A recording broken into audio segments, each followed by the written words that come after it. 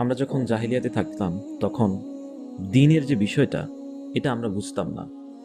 আল্লাহ সুবহানাহু ওয়া তাআলার অশেষ মেহেরবানিতে যখন আমরা হেদায়েত প্রাপ্ত হই, যখন আমাদের ভিতরে দ্বীনের বুঝটা আসে, যখন আমাদের ভিতরে দ্বীনের বসন্ত যেটা আছে, একটা অমায়িক ফিলিংস, এত ভালো লাগা যেটা এতদিন পাইনি। আল্লাহর সাথে সম্পর্ক ভালো হওয়া, এতদিন আল্লাহকে ডাকিনি, কথাও বলিনি, কিন্তু আল্লাহ চেয়েছেন বিধায় আমি আল্লাহর দিকে এসেছি, আল্লাহর কথা শুনছি, বিধিবিধানগুলো মেনে চলার চেষ্টা করছি। হেদায়েত একটা নূর, একটা আলো, যে আলোটাকে আগলে রাখতে হয়। আল্লাহ সুবহানাহু ওয়া তাআলা তার সিলেক্টেড বান্দাদেরকে হেদায়েত দেন, কিন্তু হেদায়েত পাওয়ার পরে সেটাকে ধরে রাখার দায়িত্ব সেই বান্দারই। কিন্তু দেখা যায় কিছু কিছু রেয়ার কেস আছে, যেই কেসগুলোতে হেদায়েতপ্রাপ্ত অনেক ভাইয়েরা, অনেক বোনেরা ঝরে যায়, আবার সে আগের জাহিলিয়াত জীবনে চলে যায়। কেন এমনটা হয়? আমাদের চোখের সামনে এমন অনেক ভাইয়েরা এবং বোনেরা যে কিছুদিন খুব নামাজ পড়লো, খুব দাওয়াতি কাজ করলো, কিন্তু হঠাৎ করেই ঝরে পড়ে গেল।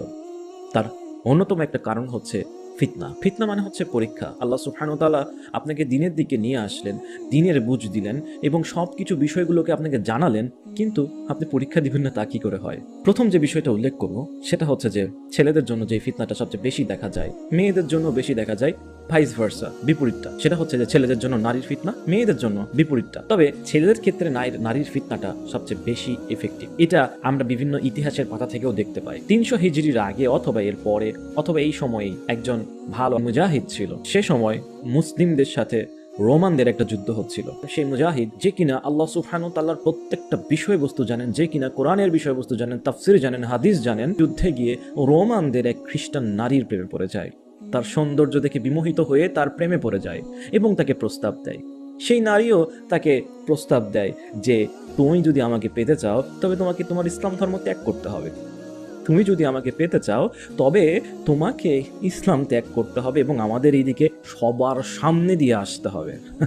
আমরা হেদায়েত প্রাপ্ত হই, কিন্তু আমাদের পিছে যে শয়তান লাগবে না তা কি করে হয়? সেটা শয়তান আসুক মেয়ের শুরুতে, সবসময় চেষ্টা করেই যাচ্ছে মেয়ের মাধ্যমে আপনাকে নিয়ে যাওয়ার জন্য সেদিকে। তাহলে দেখুন, যে কিনা কোরআনের প্রত্যেকটা বিধিবিধান জানে, সে কিভাবে মুরতাদ হয়ে যায়, সে কিভাবে একটা মেয়ের লোভে সে তার দিকে চলে যায়। এই গুণটা সংঘটিত হয়েছিল কিন্তু তার নজরের কারণে। সে যদি তার নজরকে, তার দৃষ্টিকে হেফাজত করত, তাহলে সে এইরকম বিষয়বস্তুর সম্মুখীন হতো না। নাউযুবিল্লাহ। আল্লাহ সুবহানাহু ওয়া তাআলা এখান থেকে আমাদেরকে হেফাজত করুন। এরকম চোখের সামনে অনেক ভাইয়েরা এই শুধু মেয়ের লোভের কারণে নারীর জন্য নিজের দিনকে ত্যাগ করে। মাঝে মাঝে তারা জানে এটাও যে আমি কোন নারীকে পছন্দ করব, তারা জানে এটাও যে আমাকে বিয়ে করতে হবে, আমি বিবাহ করব, বিবাহের জন্য মেয়েও খোঁজে, কিন্তু তা না করেই বেদিন নারীদের পাল্লায় পড়ে যায়। নেক্সট শুরুতে শয়তান অনেকভাবে আমাদেরকে ধোকাও দিয়ে থাকে। দিনী বোনের শুরুতে, দিনী ভাইয়ের শুরুতে একটা দিনী বোনেরও কাহিনী শুনেছিলাম, যে সেই বোন কখনো পর্দার বরখেলাপ করে নাই, কখনো কোনো পুরুষের সাথে কথা বলে নাই, কিন্তু ফেসবুকে দিনী ভাইয়ের নাম করে একটা ছেলের সাথে সে কথা বলা শুরু করে, বিভিন্ন ধরনের ইসলামিক মাসলা মাসাইগুলো নিয়ে তার সাথে আলোচনা করে। এইভাবে আলোচনা করতে করতে সেই বোনটি ওই ছেলেটির প্রেমে পড়ে যায়। এরকম অহরহ ঘটনা আমাদের সমাজে আসে, আমরা আমাদের চোখের সামনে হয়ে যাচ্ছে। এরকম অহরহ ঘটনা আমরা দেখছি। নারীর জন্য আমাদের ভাইয়েরা দিন থেকে দূরে সরে যাচ্ছে, এইসব প্রেম ভালোবাসার জন্য আমাদের বোনেরা দিন থেকে দূরে সরে যাচ্ছে। দ্বিতীয় পয়েন্ট, সেটা হচ্ছে যে দিনের উপরে থাকতে গেলে ঈমানটাকে সবসময় তরতাজা রাখতে হয়। কিভাবে তরতাজা রাখতে হয়? তার অন্যতম বিষয়গুলো আমরা জানি। দিনী মজলিসে যাওয়া, দিনী আলোচনা শোনা, দিনের কথা শোনা, সব সময় মোজাকারা করা, অর্থাৎ দিনী বিষয়গুলো নিয়ে একে অপরের সাথে আলোচনা করা, নিজে আলোচনা করা, প্ল্যানিং করা, দিনের বিষয়গুলো নিয়ে সবসময় পড়াশোনা করা। এই সকল বিষয়গুলোর চর্চা যতক্ষণ থাকবে ততক্ষণ ঈমান তাজা থাকবে। এই সকল চর্চা যখনই কমে যাবে তখনই আবার জাহিলিয়াতের দিকে চলে আসার সম্ভাবনা বেড়ে যাবে। কিন্তু দেখা যায় দিনে আসার পরে শুধু নামাজটাই কন্টিনিউ করে, কিন্তু বিষয় যে আরও যে বিষয়গুলো তার জানতে হবে, ইসলামের যে বিষয়গুলো আছে, গভীরতা যে আছে, গভীরতম বিষয়গুলো যে আছে, সেগুলো নিয়ে স্টাডি করা, দিনী মাজলিসে যাওয়া, এগুলোর ক্ষেত্রে দেখা যায় অনেক দিনী ভাইয়েরা একটু অলসতা করেন বা যেতে চান না, যার কারণে দেখা যায় কিছু কিছু ক্ষেত্রে তারাও ঝরে পড়ে যান। আমরা চেষ্টা করব সবাই দিনী মাজলিসে যাওয়ার, দিনী আলোচনা শোনার, বিষয়ভিত্তিক আলোচনা শোনা। এমন অনেক বিষয়বস্তু আছে যে বিষয়বস্তুগুলো আমাদের অন্তরে সন্দেহের সৃষ্টি করবে, সেই বিষয়গুলো নিয়ে আমরাও স্টাডি করার জন্য পেতে থাকি। এমনও দেখা যায় যে আপনার নাস্তিক ফ্রেন্ডের সাথে আপনি তর্কে লিপ্ত হয়ে যান, অথচ আপনার কোনো স্টাডির লেভেলই নাই। আপনি সবেমাত্র দিনে ঢুকেছেন, দিনে ঢুকেই আপনি নাস্তিকদের সাথে তর্ক করা শুরু করে দিয়েছেন, অথচ আপনি কিছুই জানেন না। আপনি সবেমাত্র দিনে ঢুকেছেন, দিনে ঢুকেই আপনি ইসলামের ইখতিলাফি বিষয়গুলো নিয়ে কথা বলা শুরু করে দিয়েছেন, ইখতিলাফি বিষয়গুলো নিয়ে আপনি স্টাডি শুরু করে দিয়েছেন। কি হলো শিয়াদের ক্ষেত্রে, কি হলো কিসের ক্ষেত্রে, রাফেজি গারা শিয়া রাফেজির বিষয়গুলো নিয়ে আপনি স্টাডি শুরু করে দিয়েছেন, তাও বিশদ আলোচনা। মুসলিমদের যে বিষয়গুলো আছে যেগুলোকে দিনের শুরুতে কখনো আলোচনা, যেগুলোতে দিনের শুরুতে কখনো সেগুলো নিয়ে পড়াশোনা করা উচিত না।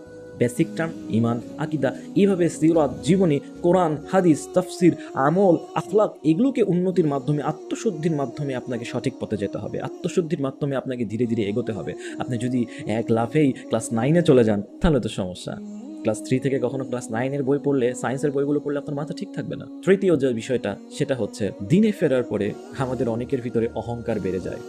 আমরা যারা বেদিন আছে তাদেরকে দেখে ভর্ৎসনা করি, তাদের সাথে খারাপ আচরণ করি, তাদের সাথে রুক্ষ ব্যবহার করি। এই তুই তো নষ্ট হয়ে গেছিস, দিনের দিকে আসিস না, নামাজ কালাম পড়িস না, তুই তো শেষ। এরকম দেখা যায়। আমরা অনেক সময় কটাক্ষ করি, অন্তরে অহংকার করি। আবার এক মুসলিম ভাই আরেক মুসলিম ভাইকে দেখেও অনেক সময় অনেক কটাক্ষ করে। অন্তরে সেটা কটাক্ষ করুক আর বাহিরেই করুক, তার অন্তরে এক ধরনের চিন্তা চেতনা আসে যে এ কি মসজিদে আসছে, টাকনুর নিচে কাপড় পরে আসছে, এ কি মসজিদে আসছে, কানে একটা দুল দিয়ে আসছে। এইরকম ভাবে আমাদের নিজেদের ভিতরেই আমরা এমন কাজগুলো করে থাকি, যেটা কিনা মারাত্মক রকমের একটা গুনাহ। এর জন্য আল্লাহ সুবহানাহু ওয়া তাআলা আপনার হেদায়েত কেড়ে নিতে পারেন। আপনি তার জন্য হেদায়েতের দোয়া করুন। আল্লাহ তাকে আপনি এভাবে দোয়া করুন যে আল্লাহ এই ভাইকে আপনি উত্তম জ্ঞান দিন, এই ভাইকে আপনি হেদায়েত দিন, সাথে আমাকেও আপনি হেদায়েত দিন। 3 নাম্বার বিষয়টা হচ্ছে দিনে ফেরার পরে আমাদের অহংকার করা। কারণ এই বসন্ত, এটা তো অমায়িক একটা জিনিস। এই ফিলিংসটা সেই পেয়েছে যে দিনে পরিপূর্ণভাবে এসেছে। আপনি পেয়েছেন, তারা পায় নাই, আপনি তাদের জন্য দোয়া করুন। 4 নাম্বার যে বিষয়টা সেটা হচ্ছে যে দোয়ার অভাব। আমরা দিনে চলে এসেছি, মনে করেছি জান্নাত পেয়ে গিয়েছি, অথচ আল্লাহ সুবহানাহু ওয়া তাআলা একের পর এক পরীক্ষা আমাদেরকে দিচ্ছেন এবং আমাদেরকে অনেক দোয়াও শিখিয়ে দিয়েছেন, যে দোয়াগুলো কন্টিনিউয়াসলি করতে হবে। দিনে ফিরে এসেছি এবং গুনাহ যে অফ হয়ে গেছে তা তো নয়, আমরা প্রতিনিয়ত গুনাহ করছি। এই জন্য এই গুনাহ থেকে বাঁচার জন্য প্রতিনিয়ত ইস্তেগফার এবং হেদায়েতের উপর থাকার জন্য প্রতিনিয়ত দোয়া করা, প্রতিনিয়ত আল্লাহর কাছে দোয়া করা, আল্লাহর কাছে কান্নাকাটি করা। সর্বোপরি যে বিষয়টা আমি উল্লেখ করতে চাই সেটা হচ্ছে যে হেদায়েত বা আলো, এটাকে যত্ন করে রাখতে হবে। ঠিক যেমন হারিকেনের ভিতরে আগুন থাকে, ছোট্ট একটা আগুন, এবং তার হারিকেন তার বলয় দিয়ে, কাচের বলয় দিয়ে ওই আগুনটাকে সেফটি দেয়, ঠিক তেমনি ফিতনার জামানায় ঝড়ো বাতাসে আপনার হেদায়েতের আলোটাকে আগলে রাখতে হবে, বলয় দিয়ে আগলে রাখতে হবে যত্ন সহকারে, যাতে এই ঝড়ো বাতাসে এই আলোটা নিভে না যায়। এই বলয়টা হবে কোরআন, এই বলয়টা হবে আপনার সুন্নাহ, রাসূল সাল্লাল্লাহু আলাইহি ওয়াসাল্লামের আদর্শ। আল্লাহ আমাদের সবাইকে হেদায়েতের উপর থাকার তৌফিক দিন এবং হেদায়েতের পথে সবাইকে পরিচালিত করার তৌফিক দিন। যে সকল ভাইয়েরা এবং বোনেরা হেদায়েতের পথ থেকে ঝরে সরে যাচ্ছেন ধীরে ধীরে, আল্লাহ যেন তাদেরকে পরিপূর্ণ হেদায়েত দিন, তাদেরকে ক্ষমা করুন এবং পুনরায় এই ইসলামের পথে তাদেরকে দাখিল করুন। ওয়া আখিরু দাওয়ানা আনিল হামদুলিল্লাহি রাব্বিল আলামিন। আসসালামু আলাইকুম।